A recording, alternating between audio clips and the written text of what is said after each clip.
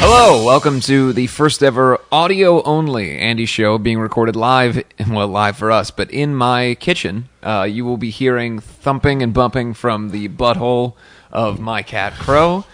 He is overly social and all up in our shit. Very active. Julia calls him the all up in our shit cat. The show is the same. The difference is that you are not seeing us with your eyes right now, but rather with your ears is how you are seeing us. Mm-hmm. And we're going to start doing these audio shows, and this is a sample episode of what we're going to get up to. Joe, first of all, introduce yourself. Hi, I'm Joe. What's your last name? My last name's Flanders. Great. Pat? Patrick Fogarty. And I am Andy Fogarty Flanders. And we're gonna talk like we normally talk. Joe, what have you been up to this week? Well, it was my girlfriend's birthday yesterday. Okay. And did you go to a parade? We did not go to a parade. We went to the California Science Center. Mm. They have a King Tut exhibit going on right now. Okay. Which is something that she had mentioned that she would want it to go in the last couple months. Isn't there something where you're not supposed to look at King Tut stuff? Like there's a curse, the curse of Tut? Yes. And she's uneasy about the whole time. She was very uneasy. Okay. Because of that. Well versed in it. We were looking at, I believe it was like a urban home or home goods kind of situation, and we were looking at random stuff, and Juliet picked up a King Tut, and I said, absolutely not. We're not bringing that curse into our home. That one probably would have been fine. We already have the curse of Bo Jackson in our home, so we don't That's enough. We don't need to keep it going. The curse of the babe. Yes. The pig. Yes. All right. So you were at the King Tut exhibit. Please set the scene for us. Well, even before we got there, so like I said, she had mentioned a couple times that might be fun to go to over the last several months. I think it was maybe beating once. You over the head with this. It was twice in a week. Probably. Please take me to the King Tut thing, Joe. It was twice, and then I looked it up, and it was like because it's free to go to the museum, but it was like $30 for the exhibit, and I was like, oh, that seems paywall. Yeah, it's like I don't know. Yeah. And then I thought, look at it from just outside of the room with the King Tut stuff. Yeah, just look in. All right, that's fine. Yeah. So then, the last couple of years, like last year, we did. You can do like a walk and waltz footsteps tour at Disneyland, where you go around all the different places. What was it that you just said? Walk and waltz footsteps. Walk in waltz footsteps. Yes. Waltzing through walk and waltz walk and waltz through tour. Disneyland. You have to understand that when I thought it was walk and waltz footsteps tour, it doesn't make any sense. Twinkle Toes tour. Yeah, walk and waltz in a footsteps tour. I didn't know Footsteps was a Disney movie I didn't know about. Yeah. Yeah. All right. Walk where Walt walks. Yes, or walked. That is. Yeah. W-O-K, like a Chinese restaurant? Yes. Yes. You go through the offices and the animation. It was more just around the park. Like he has, I don't know if you've been to Disneyland, but they have a fire station there, and above the trucks, there's like an apartment, and that was his. Yes. So you can go in there. Anyway, it was a cool thing. She's really into it. She loved it. The year before, we had done like a classy booze cruise in San Diego. Yeah, you got to say classy beforehand. Right, before booze cruise. Yeah, because you can't say we did a booze cruise. Because it wasn't tequila shots. It was like champagne at sunset. Sure. You know. So anyway. And for the listener who's not familiar, Joe also has gotten ill at Disneyland. Yes. And had to go to the Disneyland hospital. Yeah. Which I actually brought up recently. John Feldman was talking about going to Disneyland, and he said that he had wondered while he was there what happens if someone gets sick. And I said, well, I just so happen to have a story for you. You should go with Joe one time. Was it a whiskey tasting or something? It was a wine tasting. Okay. No, beer tasting. It was a beer festival or something in California Adventures. Yeah. I already had a splitting headache, and then I drank a bunch of beer. Great. And then hung out in the sun in like a 98-degree Baked day. it up, baby. And that's the recipe to go into the Disneyland hospital. Yes. All right. Well, I'm sorry. Continue. Anyway, so I had said, it's a surprise what we're doing for your birthday. Her expectations were something of what I just described. Sure. The California Science Center apparently was a letdown. Yes. She realized as we were getting closer to USC that that's what we were doing. Yeah. And she said, I just went here yesterday. Well, we had gone there probably 4 months over like a 6-month period. because it's free. You spent 4 months there? Yes, over a 6-month period. We had attended 4 days over 6 months. That makes more sense. Because that complex has the Science Center, the History Museum. It's actually kind of a cool thing. Anyway, once we were there, it was a good time. Right. But once we were there, the problem was, and this is maddening, no one looks at things anymore. Yeah. They blindly just take photos of them. Everybody's got their phone exclusively. Yes. Yeah. So you can't see the exhibit because everyone has their phone up. And people were literally taking photos of the description of a thing and then taking a picture of the thing. Yeah.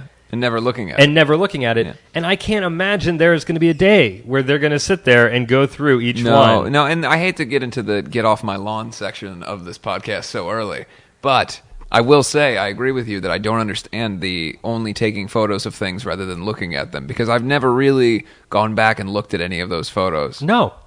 I hardly ever have gone back and looked at like video from a concert. Sure. Much less just a photo of a thing. It was maddening. You want to document that you've been there. Yeah. So that's how that wrapped up? Yeah. I Nothing, mean, no King Tut curse or anything has been Well, following you? not that I know of. Okay. We did. The only picture I took was of the actual tomb. So Yeah. it is possible that a curse will be coming. Well, Did I you mean, touch anything? yeah. You didn't touch You didn't exhume No, I anything, didn't touch did you? anything. Thankfully, they don't really give you an I think opportunity to there's touch a anything. huge focus on exhumation Yes. with the curse. Right. So, And then, okay. just Yeah. real quick All here, right. because it was funny, you can buy King Tut slippers, Okay. King Tut bathrobe, basically all your bathroom needs. Yes. And I just thought it was funny because for all we know, he was probably a terrible person. I mean, we don't know. He was a king in the whatever. He probably got that, through We do slaughtering. Child He was a king. child He was. king. He was. He was the boy king. the worst. Yeah. I don't have any knowledge on whether he sucked as a person, but I do know that I have looked up images recreated of what they believe him to look like, and that's some wild shit. Oh, he had a crooked spine. Yeah, because I guess he had some medical illness. Yeah. Apparently, it was malaria that killed him. Yeah. Well, you know what, guys? Those of you listening right Probably now, a jerk. we've made it very clear that Joe greatly dislikes the character of King Tutankhamun. So I have a question for you. Yes. This week, I took Daredevil, my dog, to the groomers, get a normal haircut, nail clipping, the whole deal. And we've been taking him to virtually the same place for a long number of years. Yeah. It's still close to home-ish. It's a little bit farther than where we used to live, but we still take him to the same place. There's continuity. They know us there. Now, I haven't been there in quite some time. I've been on tour, and Juliet's been taking him, and I was unprepared for the fact that the business that we take him to is now, I don't know how to describe this. It is split in half, meaning that it used to be a room that was, say, 6 feet wide. Obviously, it's bigger than that. My math isn't great, so we're going to go with numbers I can understand. It was 6 feet wide, now it's 3 feet wide, and there's a wall in the middle where there wasn't a wall, and now a new business is opening up on the other side. All right, so I'll backtrack a little bit. I came in and was very cordial, and we've been around these people for quite some time, and the person I led with, oh, wow, I haven't been here since you guys remodeled. And they were not thrilled that I brought it up. And my question is, was I being rude by mentioning the downsizing? Yes. Okay, all right. So it was my fault. Because it wasn't Unintentionally. a willful remodel. I They were wasn't. forced Yeah, to yeah. I downsize. mean, you can't imagine that they wanted to split their. You business reminded in them half. that they've been cut in Right, half. and she was a little like, "Oh yeah, I guess you haven't been here in a couple of months since we've been like." Yeah. And I was like, I immediately went into offended customer mode in my mind, and I walked out you're like, offended. "Poof, how could I come here?" And then the whole ride home, I think the first thing I said when I got home to Juliet was, "We're never going there again."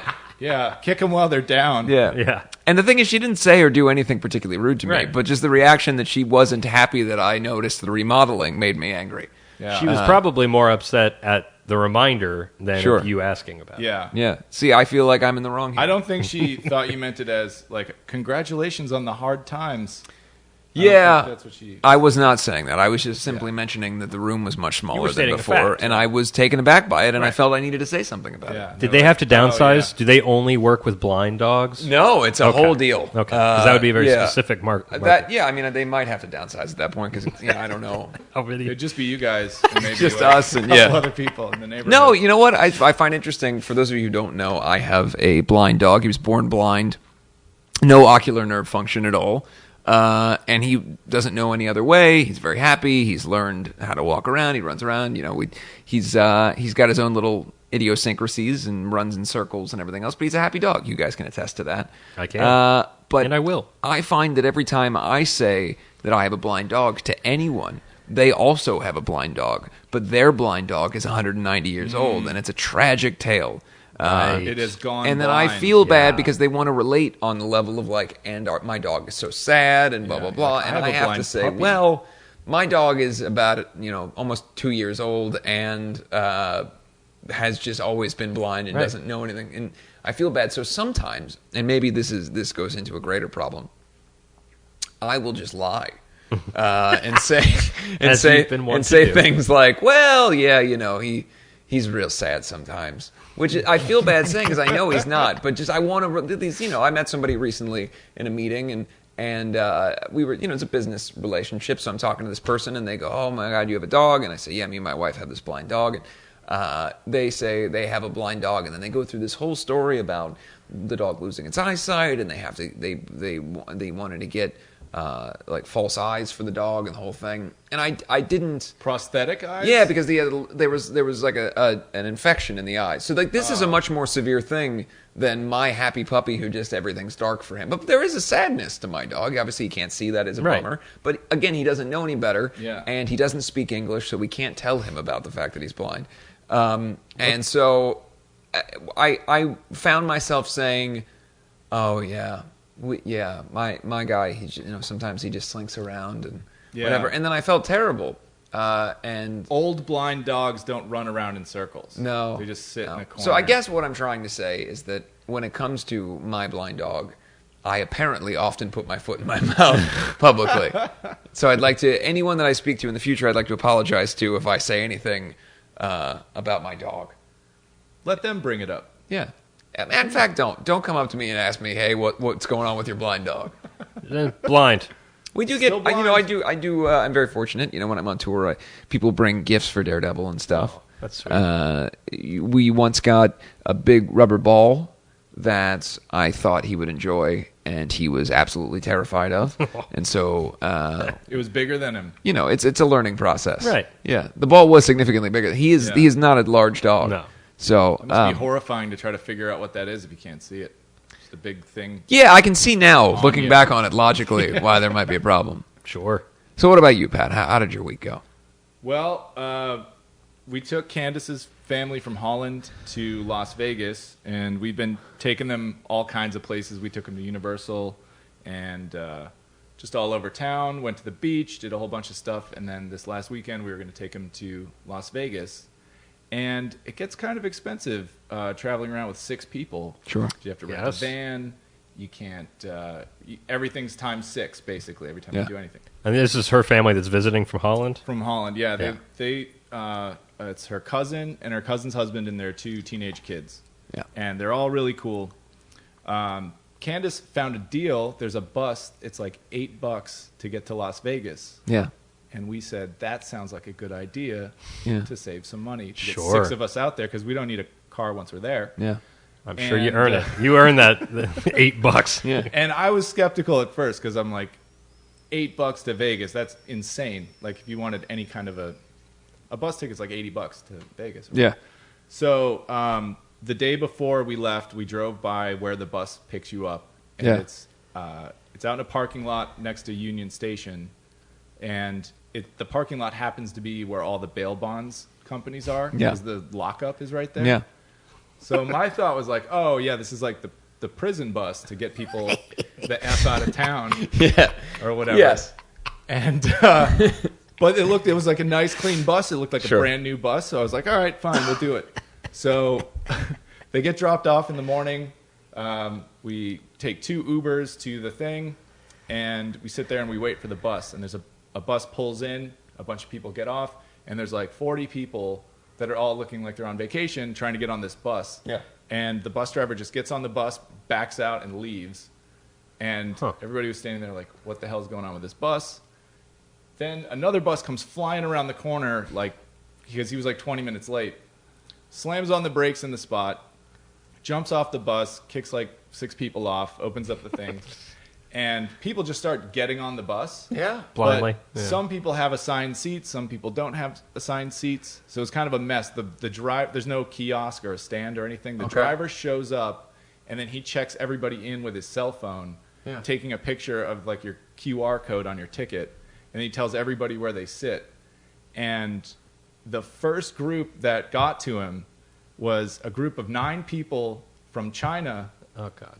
With some had reserved seats, some didn't. They all had a different last name, different first name, and only one person bought all the tickets because they were kind of doing what we were doing, where you're taking a big group out. Yeah. So he had this poor girl sitting there trying to get him to pronounce the Chinese names correctly to get the people to their assigned seats. So she was doing a terrible job, and then the guy just started like yelling at everybody. Oh, that's not good. And so the family from Holland is like, everybody's really angry here. Yeah. We've noticed this at a couple other places. Yeah. People just start screaming. Yeah. Like employees that are supposed to be serving you just start screaming at the customer. Yeah.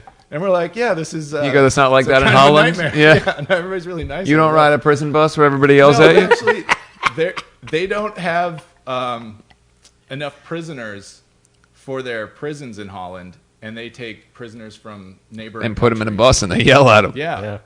But eventually he just said, all right, fuck it. Everybody get on the bus. All 9 of you. I don't care. Just sit in the back. Because assigned seating's up front. The loose seating's in the back.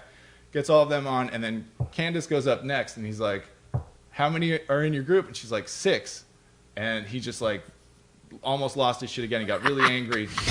It's the worst tour guide of all time. So he sent us on there. We already knew our seat assignments or whatever. But the way that the seats were, they were staggered. So, like, if you were in A, B, C, D, it wasn't like it would be 4 aisle seats next to each other. And so then there'd be a stranger in the window. Yeah. And so Candace was trying to figure out how everybody could sit next to each other. And I just grabbed my stuff and went to the back. I went to the back, and then there's not enough people in the reserved seats up there. So the guy knows that somebody's not sitting in their reserved seat. And he starts screaming at everybody because people aren't in their right seats, blah, blah, blah. He's trying to figure it out. Yeah. And then Candace tried to ask him a question, like, well, we're with 6 people, and we have 4 reserved seats, and there's 2, but we have 3 back there, or whatever. And, like, he yelled at Candace, and she, like, stood up and, like, gave it to him. Yeah. You don't yell at Candace. No, you do not yell at Candace. Yeah. So she just started laying into this guy. Yeah. This sounds like a great time. He's like, all right, fuck it. We're out of here. And he gets into the driver's seat, closes it up. Everybody's cool. He backs out. We go. We get to Ontario. Yeah. We're near the airport. Yes. California.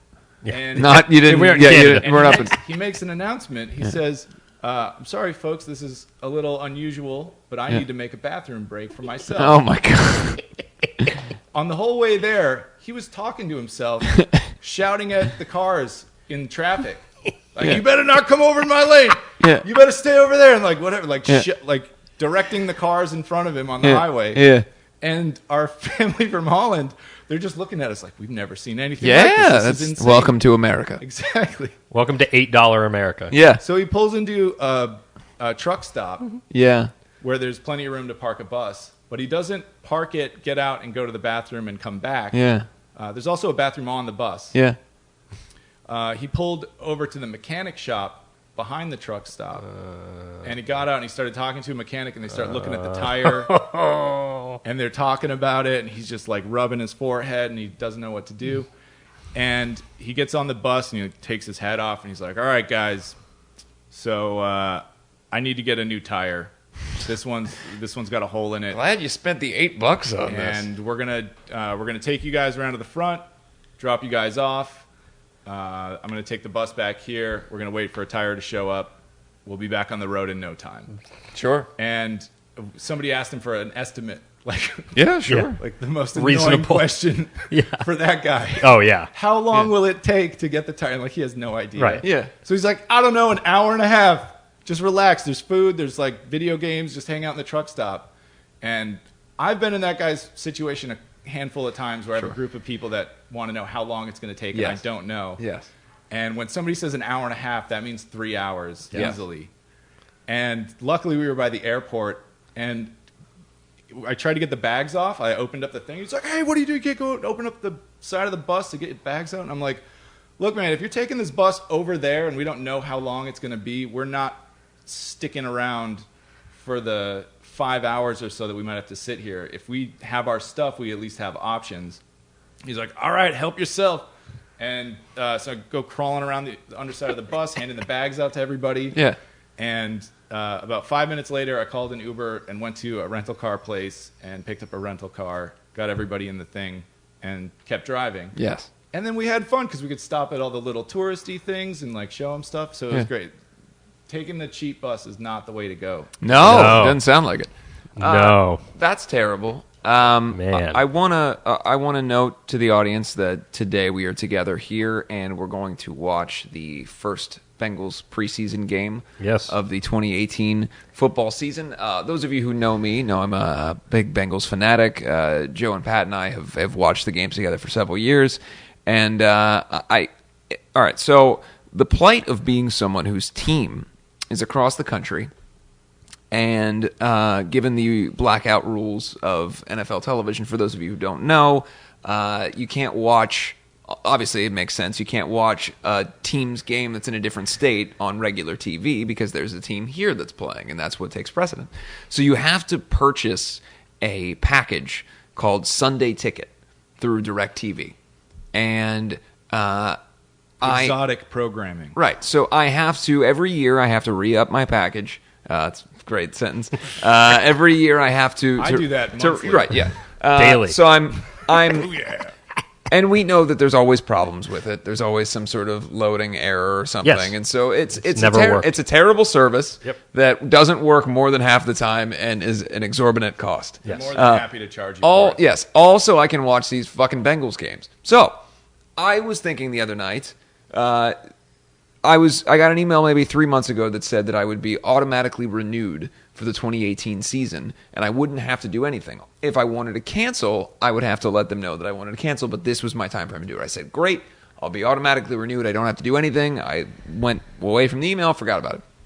About 2 nights ago, I started thinking, I never received any kind of confirmation emails saying that they re-up my thing, so I should probably log on and make sure that that all went through, just because, you know, the season's right around the corner. I want to make sure that I'm watching it. If for some reason it didn't renew, I'd like to do it now so that it's all working in time. God knows the service isn't very great, whatever.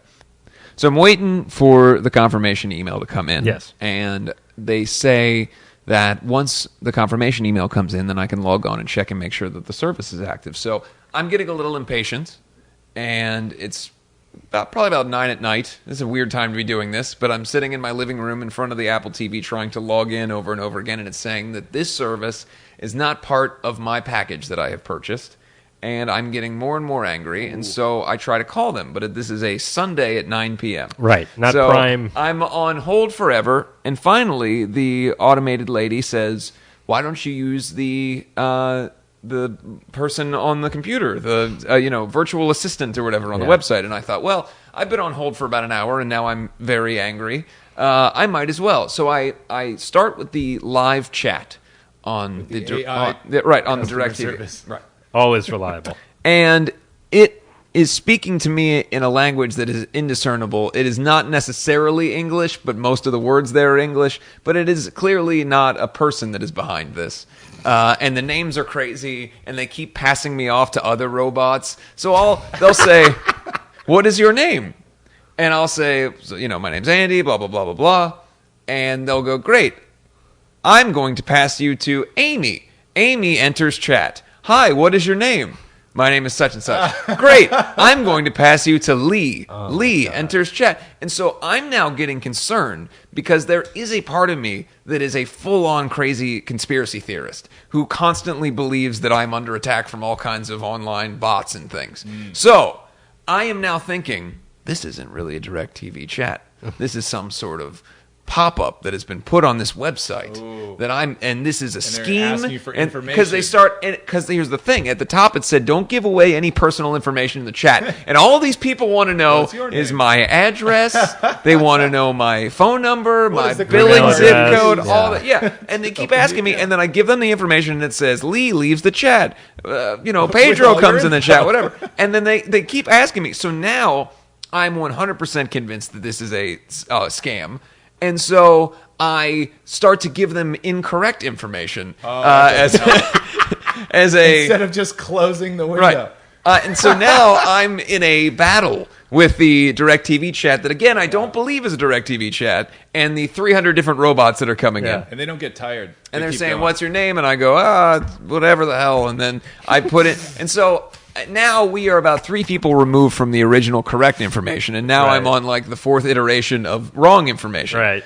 About an hour later, I found out that due to all of the inaccurate and fraudulent information that I had put in, I no longer have Sunday tickets. Oh, no. We decided to get rid of you as a customer. I never received the confirmation email. I tried to log in the other day, and my account no longer even exists on the website. So you need to open a different account. I have had to borrow my parents' login for the last couple days until I can get mine back up, because I don't want to be a mooch when it comes to purchasing football. But thankfully, my parents have a login. I can utilize it for the preseason and everything else. It doesn't boot them out of the... No, they're actually at the game this evening, so it doesn't matter anyway. Okay. But yeah, so that...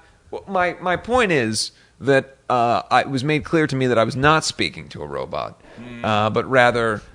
I was speaking to a robot, but one that a sanctioned Amy. robot. That had a clear level of angst towards me and disabled my account.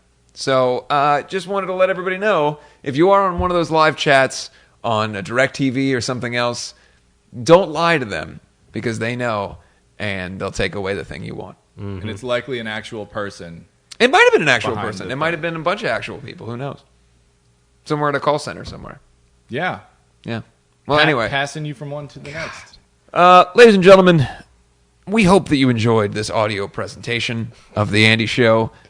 We are going to be doing this as a new format. We got a bunch of new stuff coming up. We're going to have a different way of doing our video content. We're going to have a different way of doing this show, multiple releases a week.